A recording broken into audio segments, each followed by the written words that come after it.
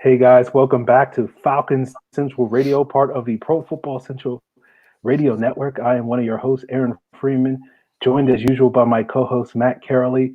Today is a roundtable bye week coming off of the heels of the Falcons' Week 8 loss to the Seattle Seahawks. We won't spend too much time talking about that with our great guests on tonight.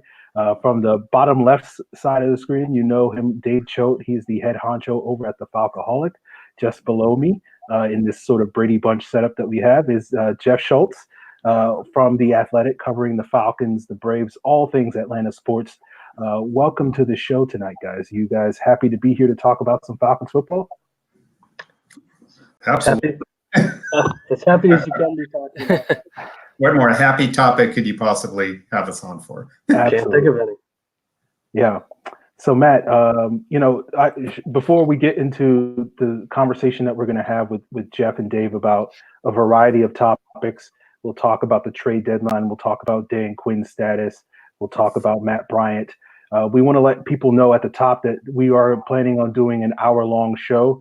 Jeff and Dave are lucky to be with us for, probably 30 or so or more minutes, as long as they're willing to be here.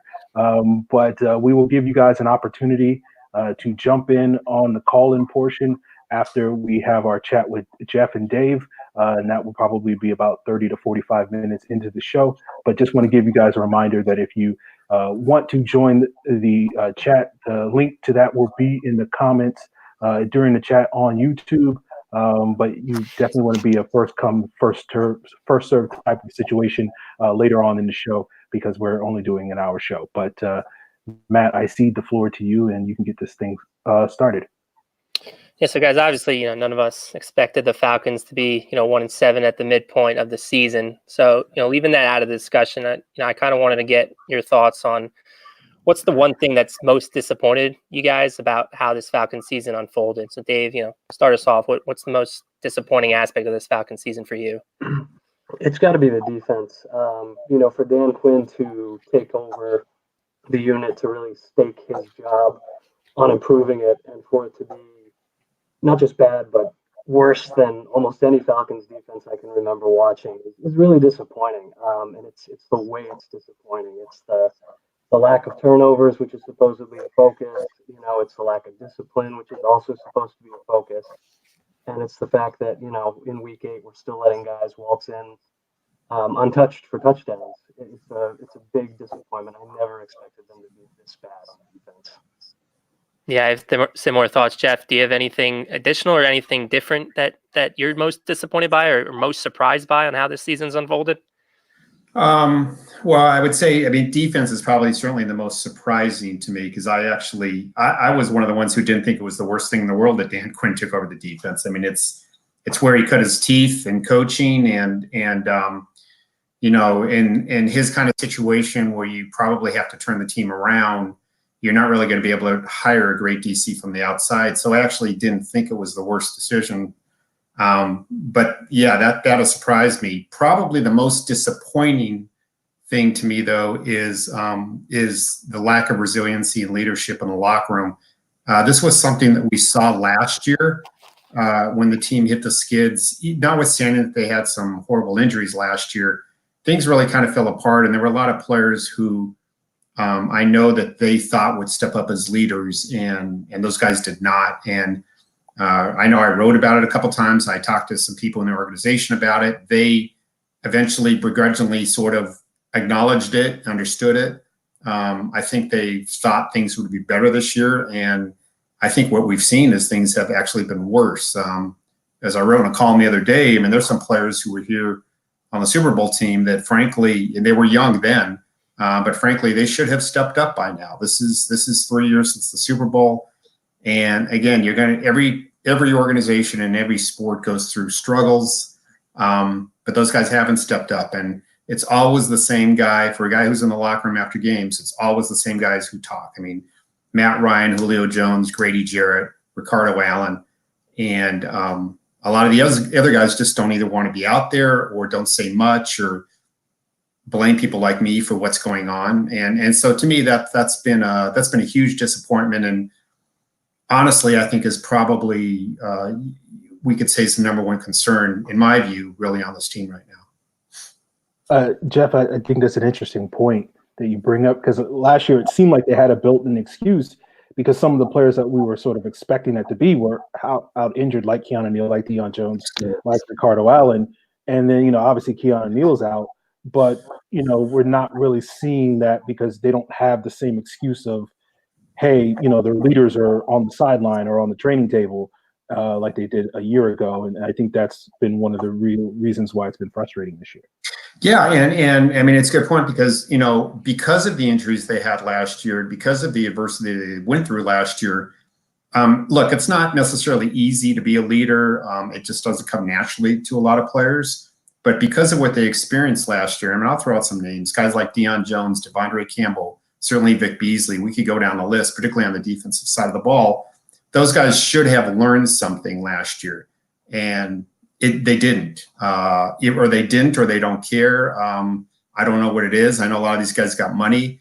I'm all for the athlete making as much money as they can, but I think there is a responsibility that goes with that when you've been on the team for a while. And again, I think that's problematic moving forward as the team makes some difficult roster decisions in terms of sort of how to maneuver around that. Not to get the conversation off on a different path here, but that's what makes me concerned about. I know all these players have talked, to the media about backing Dan Quinn and supporting him, but it also makes me think that, like, hey, did Dan Quinn lose some of these guys because they're tuning out and they're not wanting to step up and take onus and take leadership? And my question then to you guys is, what's the benefit of keeping Dan Quinn around? Because it seems to be that this is just snowballing to an effect that more and more guys that still are under contract and still should be a part of the future of the Falcons are kind of just, writing off the team, the organization. And at that point, it's like you're letting this get worse. So, do you guys think, what's your thoughts on keeping Dan around? I know, Jeff, you had wrote in your article on Sunday night that, part of it might have been because, of the trade deadline today and wanting to make an easy transition and help better facilitate trades. But now that that's come and passed, I mean, what are your thoughts there as far as how much longer you think is a reasonable timeline? I mean, I believe, this is me personally, I believe the decision's already been made to move on from Dan Quinn. I would tend to doubt they would make a move before the New Orleans game. But I wouldn't be surprised if they'd made a move soon after the New Orleans game, unless they shock the world and win the game or something. I think that decision has been made. Actually, I think there's probably been a few decisions made, and this is pure speculation. I just think they didn't really want to get into making announcements before the trade deadline, knowing there might be some pieces moving. It's sort of, maybe in their view, maybe it might have impacted some deals, although obviously we didn't see any. And by the way, they could still release some players this week. I mean, a lot of things could still happen before they play the Saints. But I think the only reason Arthur Blank held a press conference the other day was he figured people like me were going to charge him right after Dan Quinn's press conference and say, it's bye week. What are you going to do? What are you going to do? And so, he sort of took the preventive measure of, okay, I'll hold this little informal gathering, which honestly, originally I thought was just going to be a few of us, and it turned out to be everybody out in the corridor of the stadium. So that's why he spoke, but that's also why he kind of spoke in circles. I mean, if you look at a transcript of it, there's really nothing definitive there. He didn't tie himself down. The most definitive thing he said was a couple of weeks. Well, a couple of weeks is this week in the Saints game. So, and yeah, I mean, get back to your first point about, players liking Dan Quinn. Hey, that's great, but that's like good news and bad news. I mean, it's like, it's great that players like him, and Dan is absolutely the greatest guy in the world. And by the way, I still think he's a very good football coach, but it sort of gets into when people say, well, they play hard, so how could you say they, he lost them or they vice versa? I mean, how could you? I mean, it seems like they really like him, so don't they follow him? But there's, sometimes you need, again, I sort of alluded to this, you sort of need a little friction.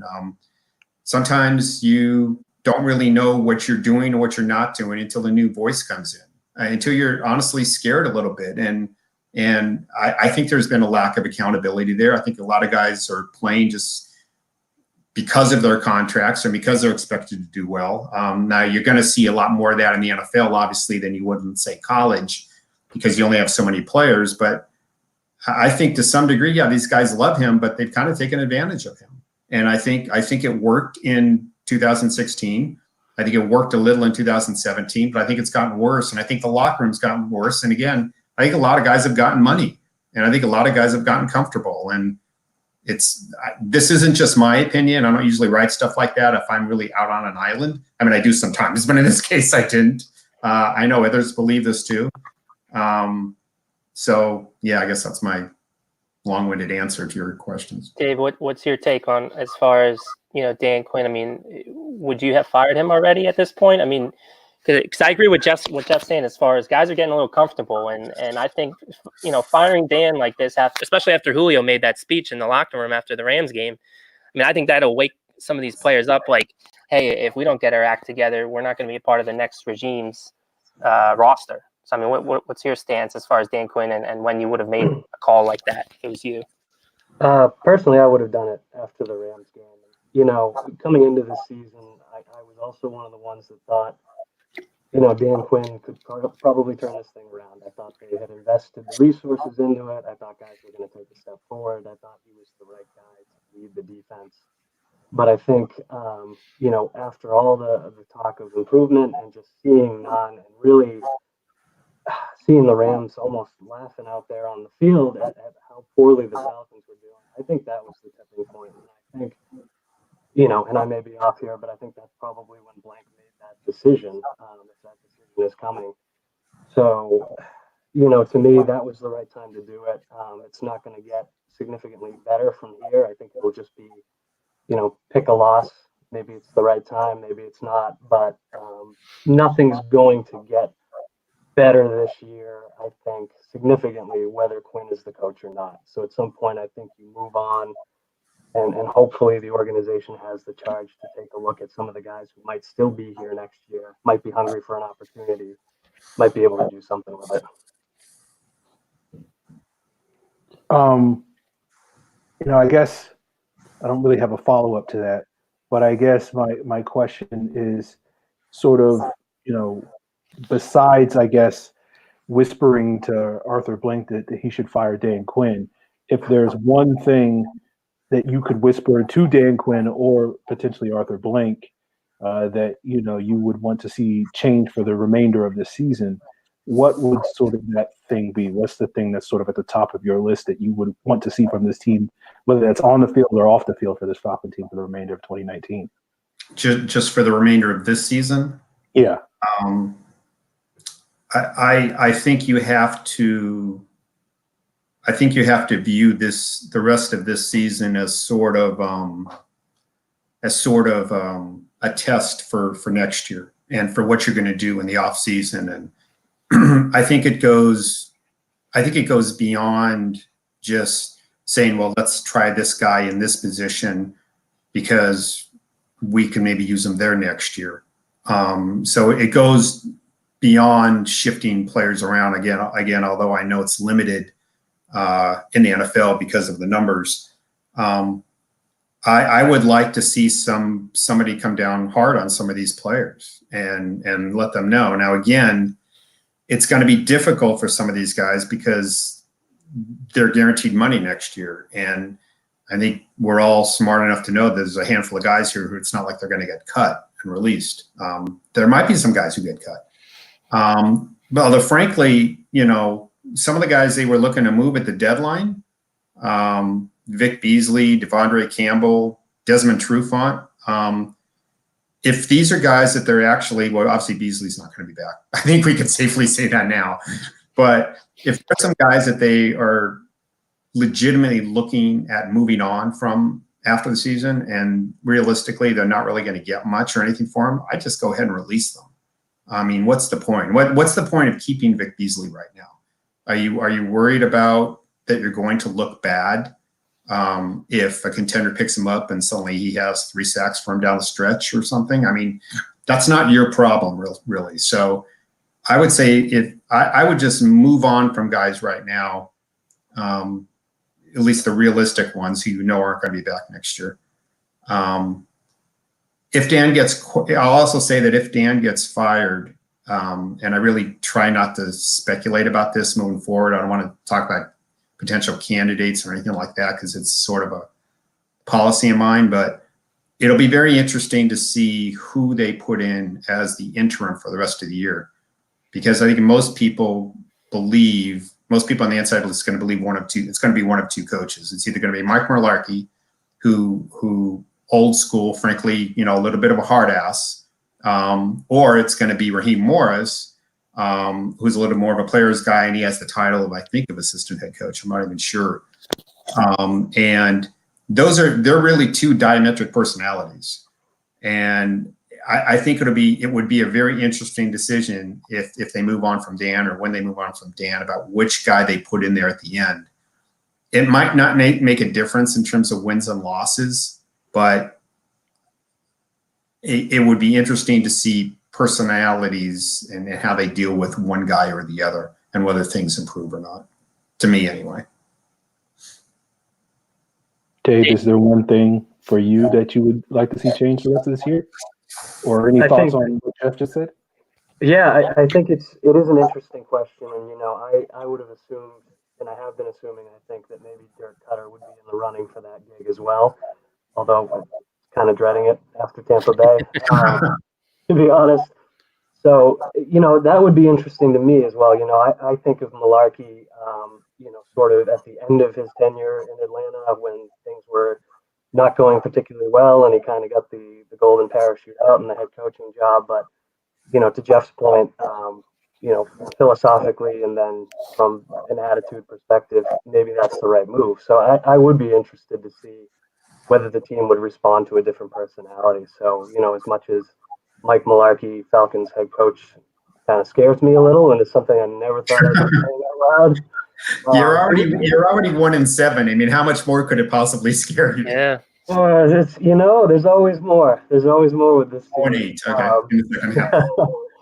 But the other piece of it would be, whether you're releasing the guys that are currently starting or not. Yeah, you gotta get in some of the young guys. I want to see more John Kaminsky.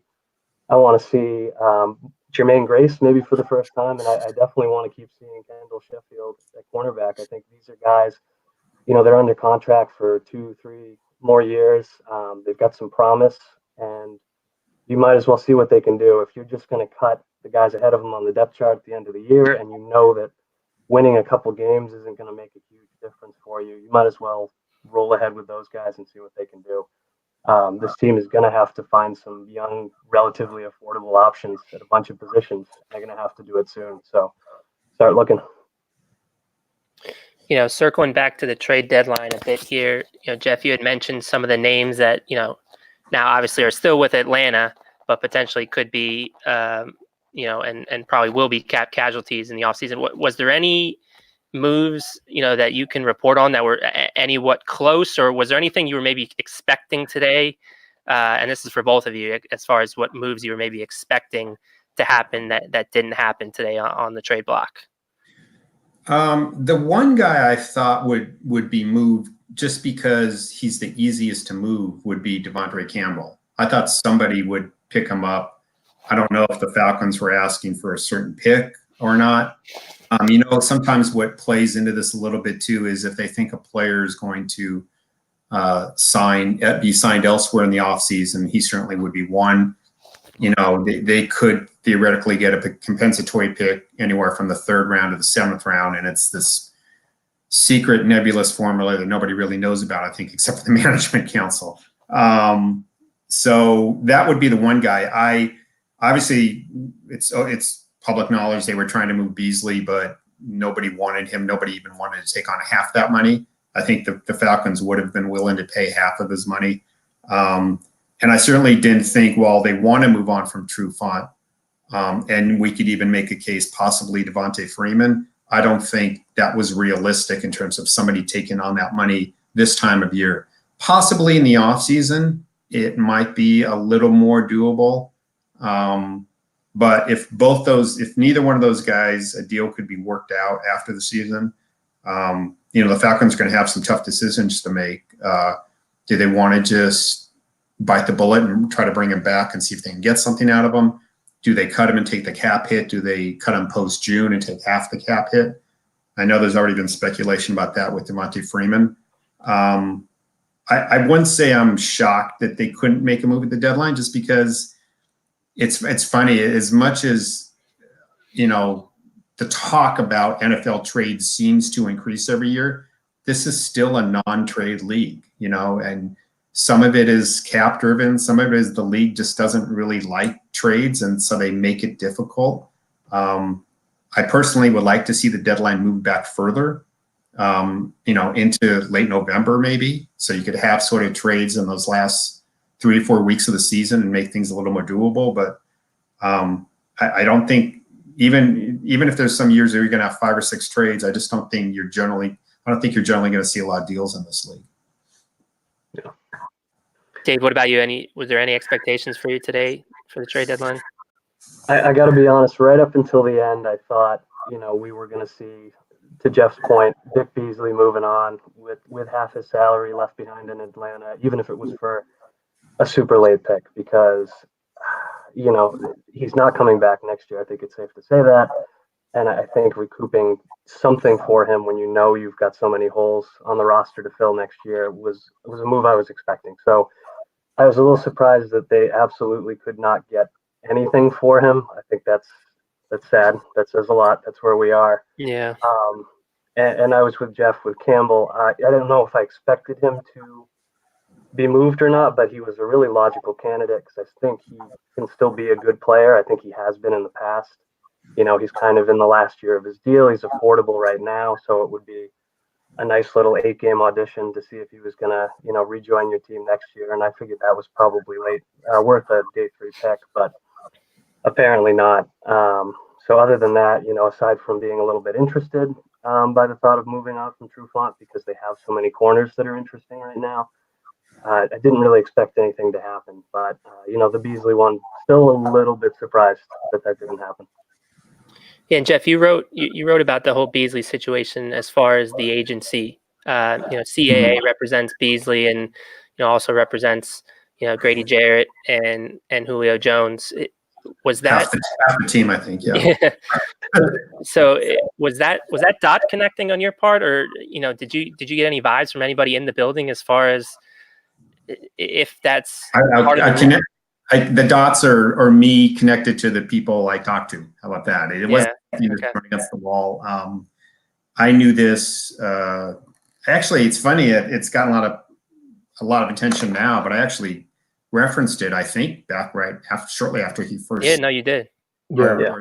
And I'm sure I've referenced it in passing once or twice since then, but just the way the media works these days. But yes, I don't think, let's have some context here. I don't think, Thomas Dimitroff, went to Dan Quinn and said, look, we have to do this because if we don't do this, we're not going to be able to sign Julio and we're not going to be able to sign Grady Jarrett, and they represent Matt Ryan and all these other people, this and that. I do think my guess is to some degree, Thomas and maybe others in the front office made that point that, it's important to keep everybody happy. But I also believe that Dan, as a guy who was taking over as defensive coordinator and as a guy who was a D-line coach and a guy who's confident in his abilities to coach defense in those positions, I do think he believed he could get something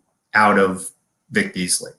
And the reason I say that is I don't want this painted as things tend to get painted these days of he wanted this guy, he didn't. He wanted to coach this guy didn't want to draft him.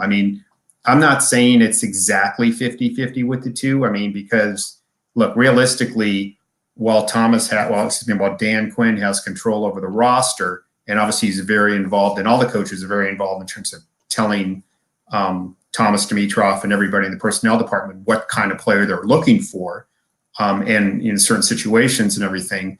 Obviously, they don't know all the players, and they look at film and they say this guy looks good. But the guys who really do most of the research and go out and scout these guys are Dimitroff and the guys below them. So, Thomas, maybe in the draft room or, in the draft meetings leading up, Thomas says, look, I know you want this kind of linebacker or this kind of edge rusher or whatever. These obviously are very pedestrian examples. We like these three guys. And Dan goes, yeah, I like those three guys. And then when it comes to the draft, they pick one of those three guys, and we could say, well, Thomas made the decision, but it's not without input from Dan. But the reason I brought that up is in the case of Beasley, I don't think it was just 100% because they had to do this because of CAA. I do honestly believe, and yes, I was told that was a significant factor. Now, we can look back on it and say Dan couldn't do anything with Vic Beasley, obviously. There's something seriously wrong there in terms of his desire or passion to actually play football.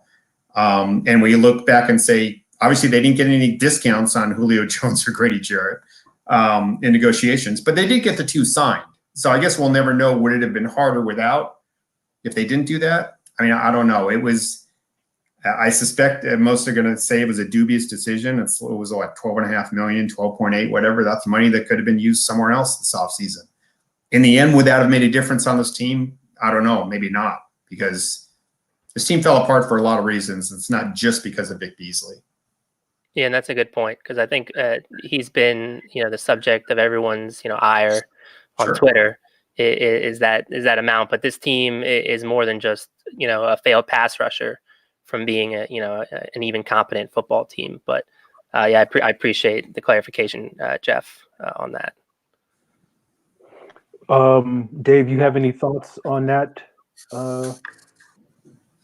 Yeah, I think the one thing that I'd say is, it isn't just one player. I think, too, the thing that really kind of bugged me all off season was that I think you knew you had a problem with the pass rush in general, as a unit, as a set of players, maybe how it's coached, but they really didn't do a lot to address that. And I'm not sure, even with the money they saved on Beasley, that they would have taken the steps they needed to try to upgrade that. And I think the focus on the offensive line, I hope that pays off in the future, but it kind of crowded out everything else to me, in terms of the money used on it, the draft picks used on it. And so, yeah, I think it's fair to blame Beasley for, not playing up to what was expected of him. Sure. But it's a larger kind of philosophical thing with the organization that they did not make the pass rush a priority in the first place. And I'm pretty sure that Vic taking that money or not taking it wouldn't have changed that significantly.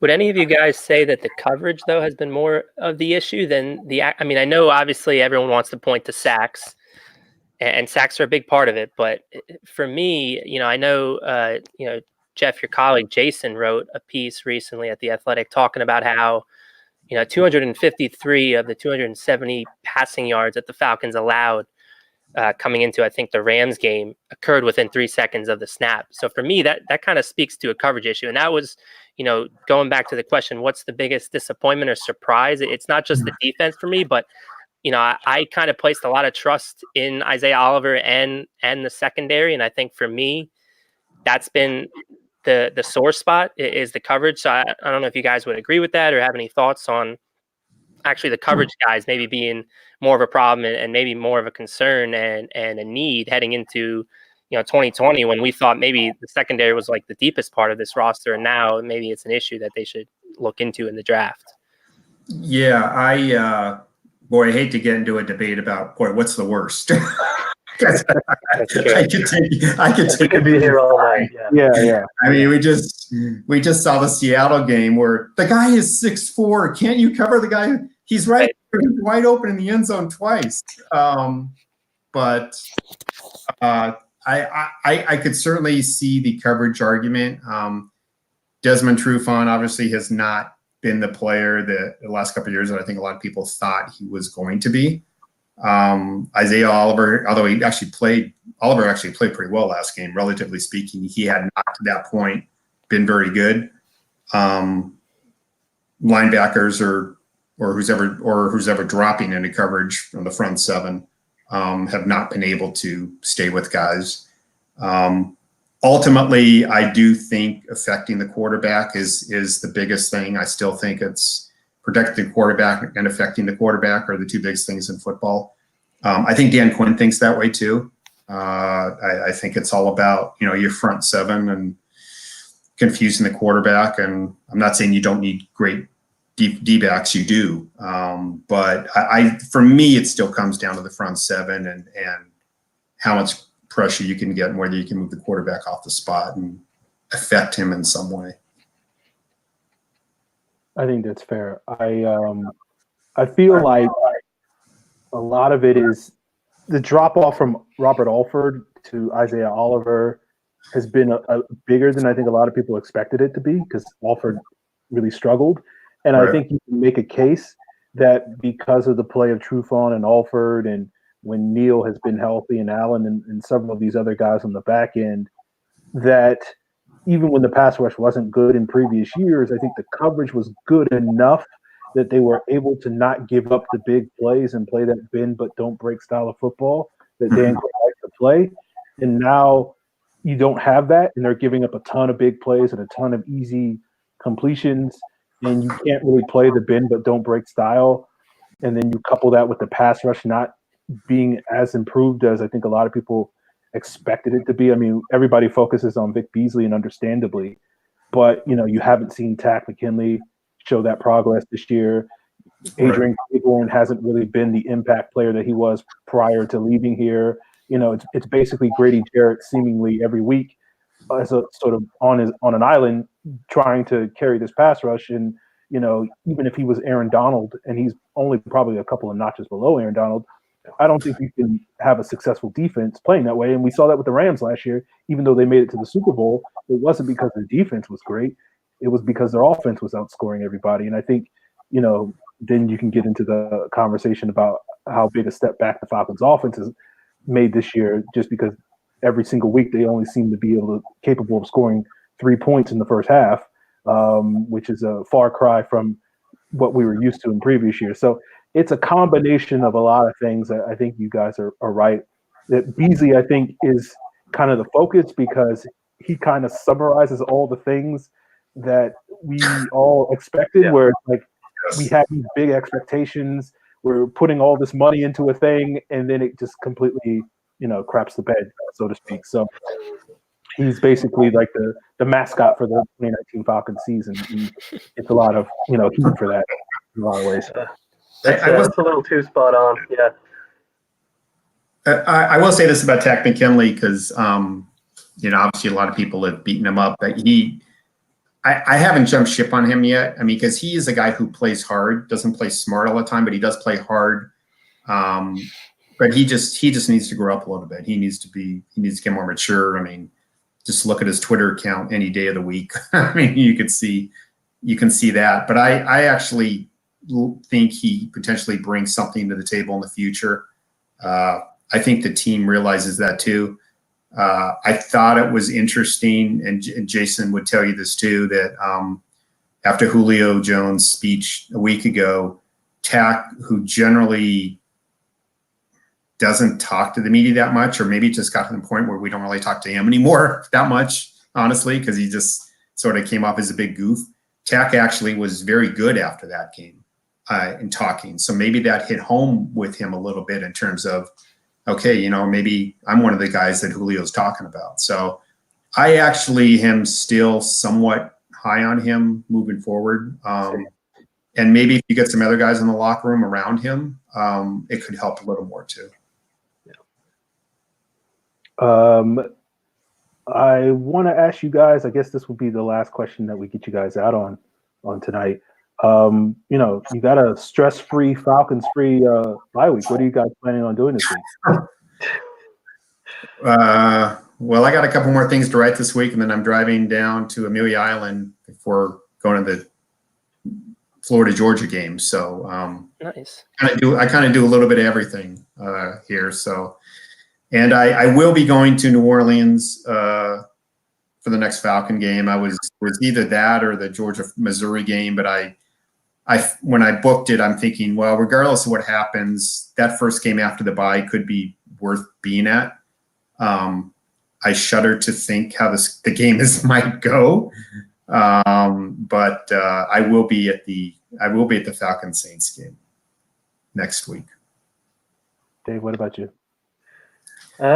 Mostly writing about the Falcons. I mean, that's the sad truth of the matter. Is that, yeah, we maybe don't have as many. Like, it's kind of nice to take a step back though, and just think about this team.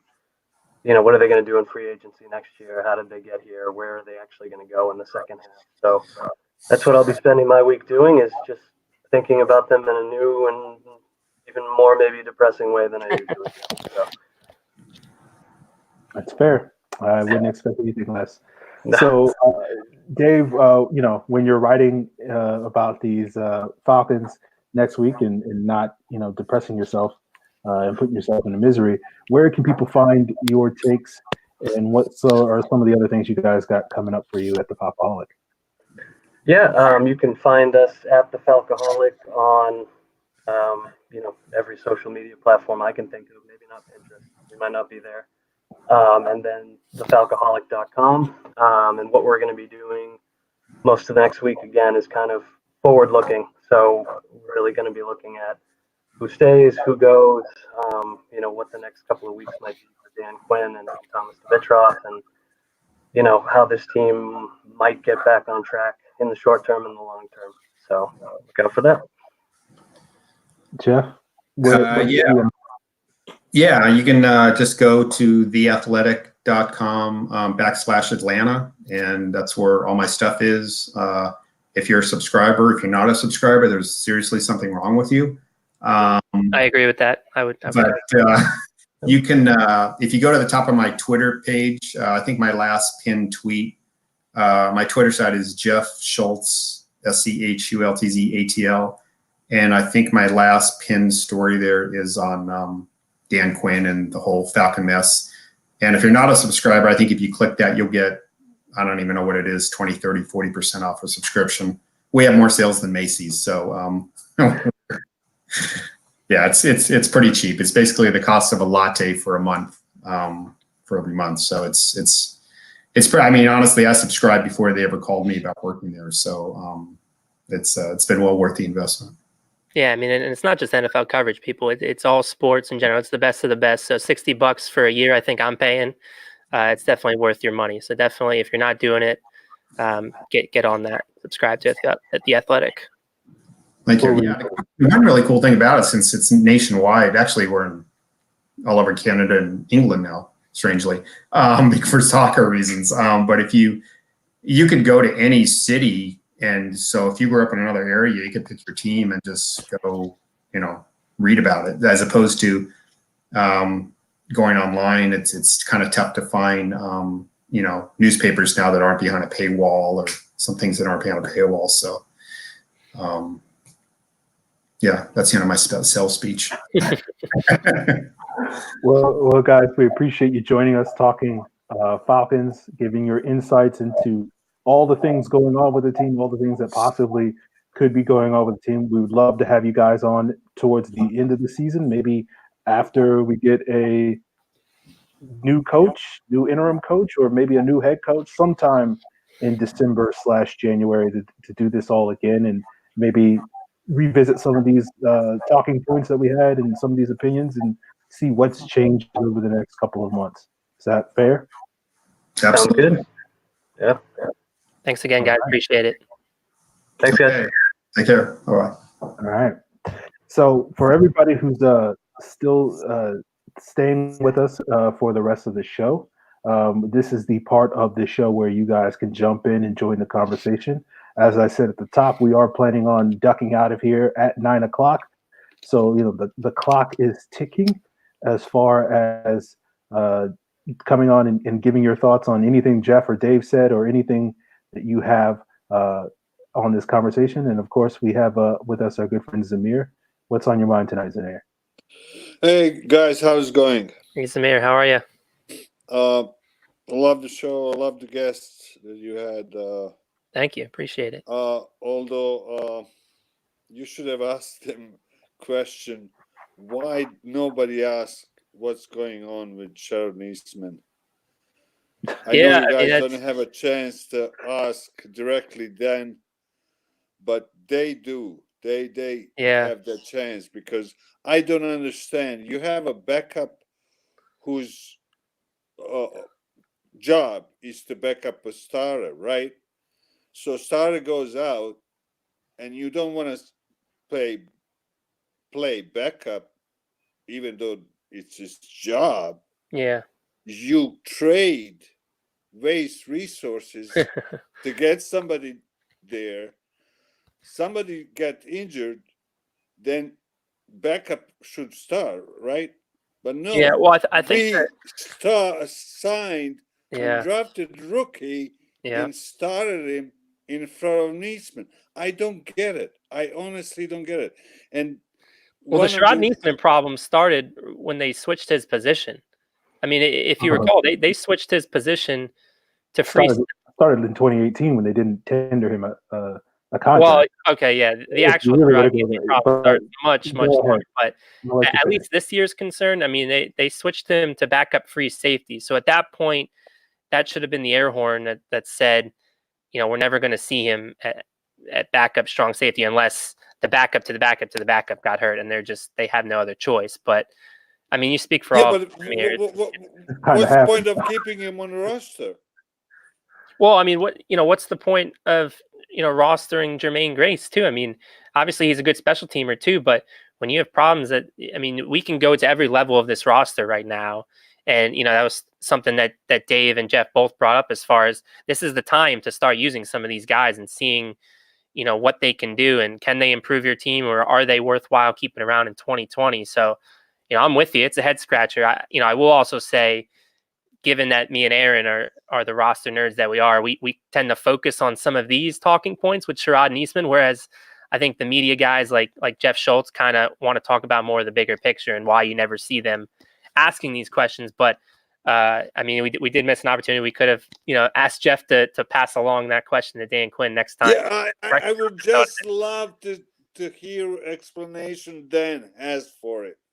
Hey, Aaron knows what got me. He can certainly get in Jeff's DMs and say, "Hey, Jeff, you want to ask about Sherrod Neesman next press conference?" I'll let him know, Zamir, that inquiring What is mind. your guys' take for Matt Bryant?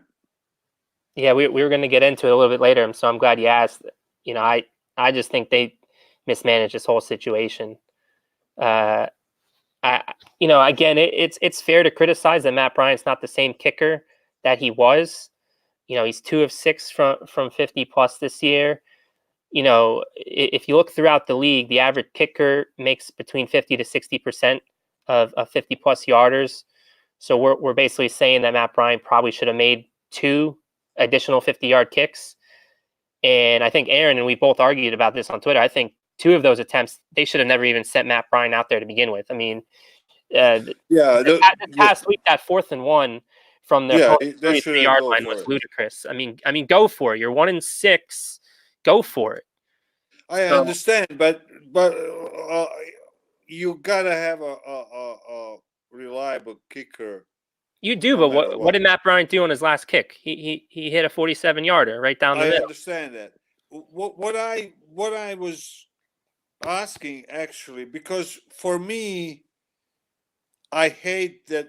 You remember, guys, I called last time to talk about him, and what I said, I was afraid he was going off the cliff, and then he's gonna kind of diminish our fans' perspective on him, what we remember of him. So I kind of like they released him.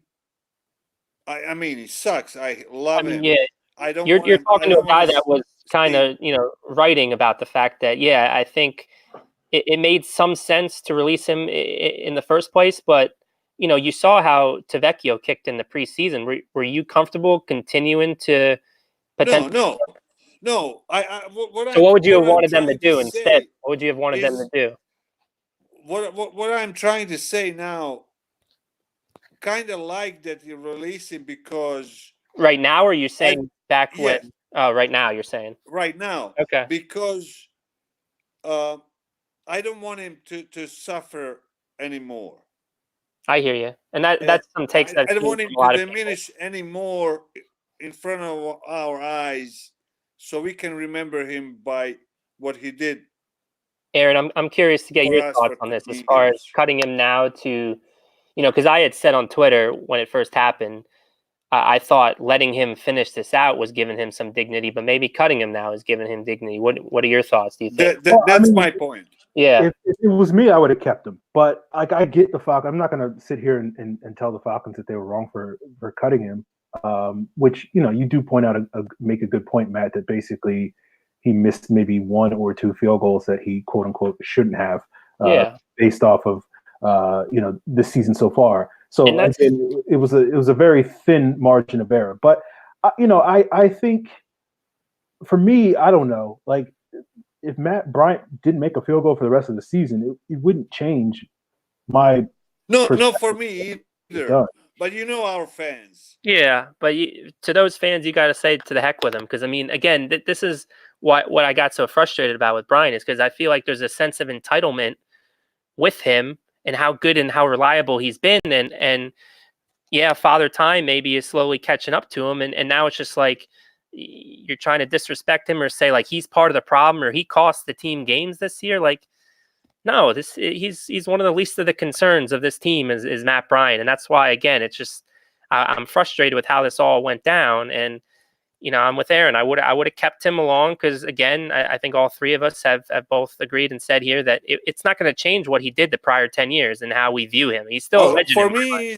he's a sure Hall of Famer. So as a Hall of Famer, for me, I don't know how you guys feel about that, but I don't want him to suffer anymore. To see him on the sideline and people talking about him bad and being disappointed. That's fair. There's nothing wrong with that take. He's I feel like, from my perspective, I just feel like the Falcons, I don't know if they mishandled this situation, specifically cutting him at this point in time. I just feel like most of the situation with Matt Bryant this offseason, they completely mishandled.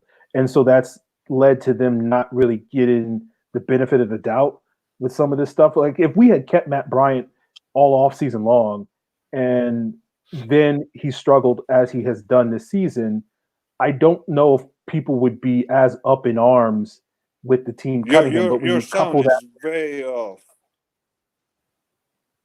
Oh, can you not hear me? I can hear him. Is very off. Matt is good, but it might be on your end.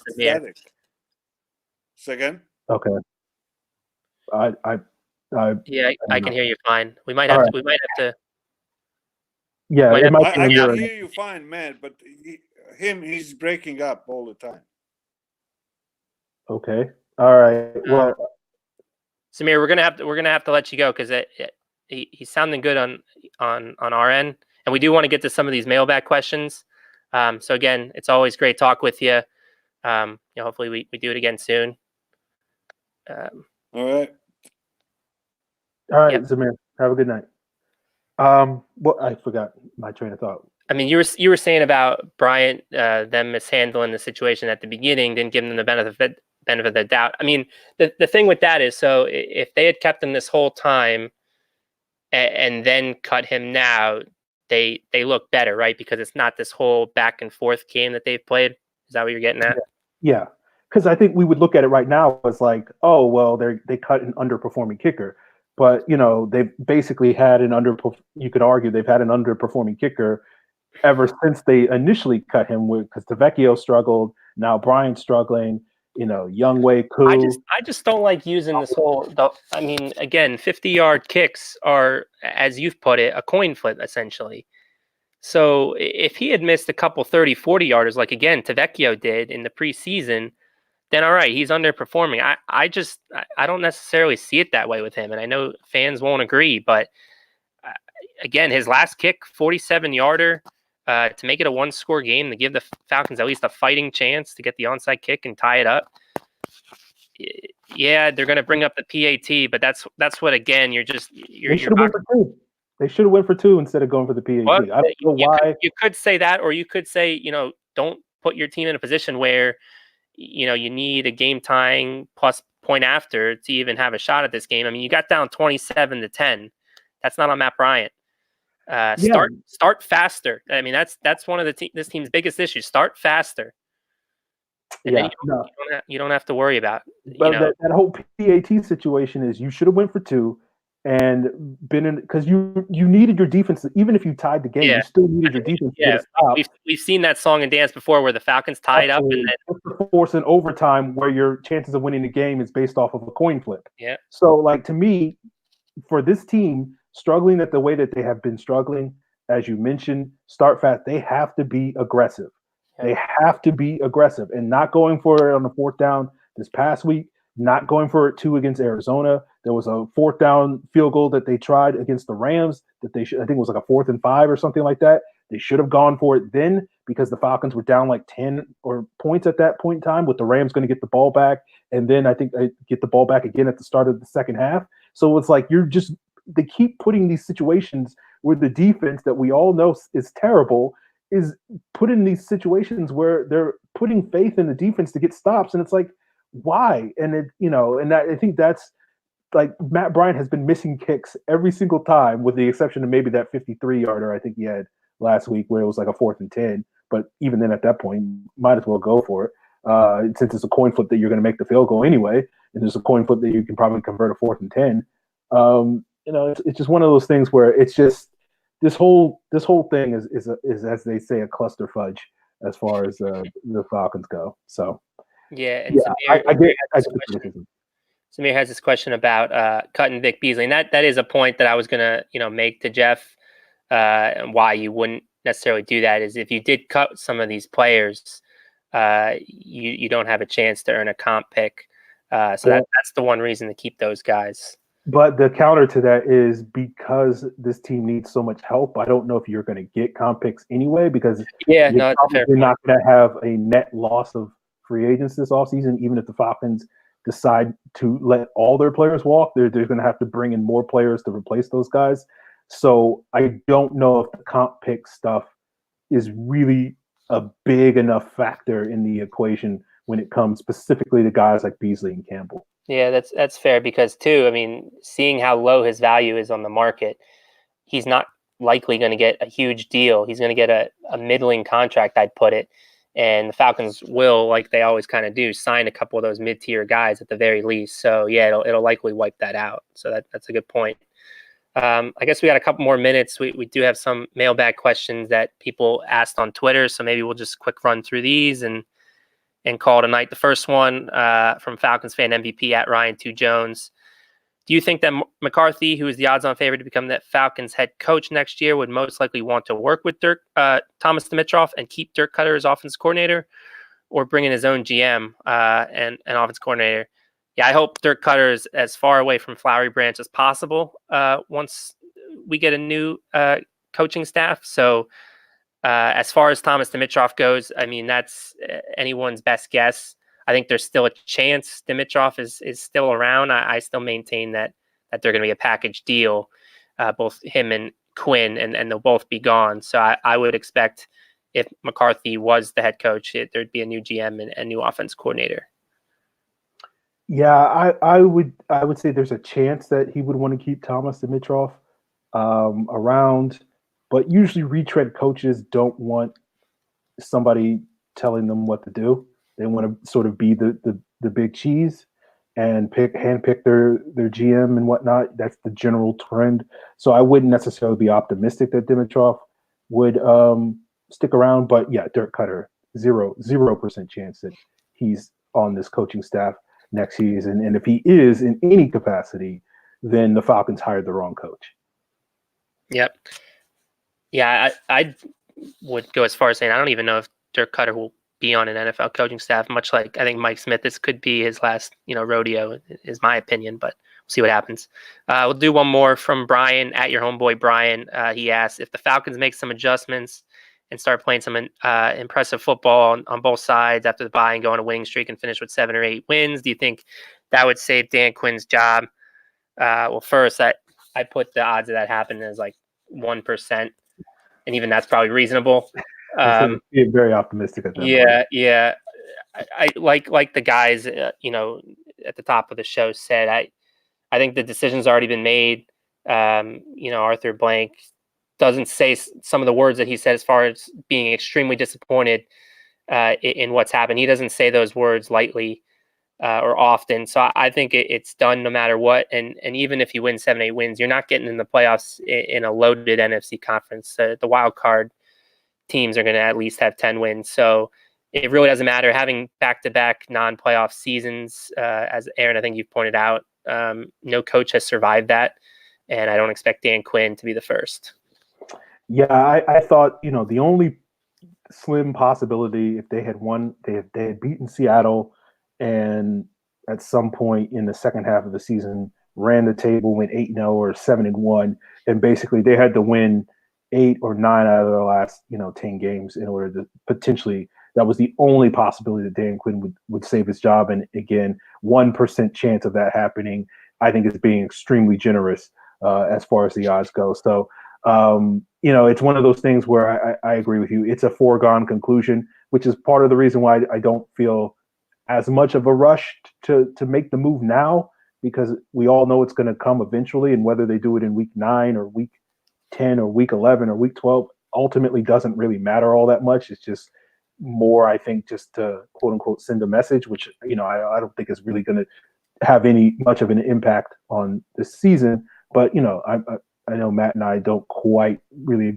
see eye to eye on that, and that's where we'll just have to sort of leave you guys out, and maybe that's something that we can discuss on next week's show when we get back at it and give you guys a preview of the upcoming game against the Saints.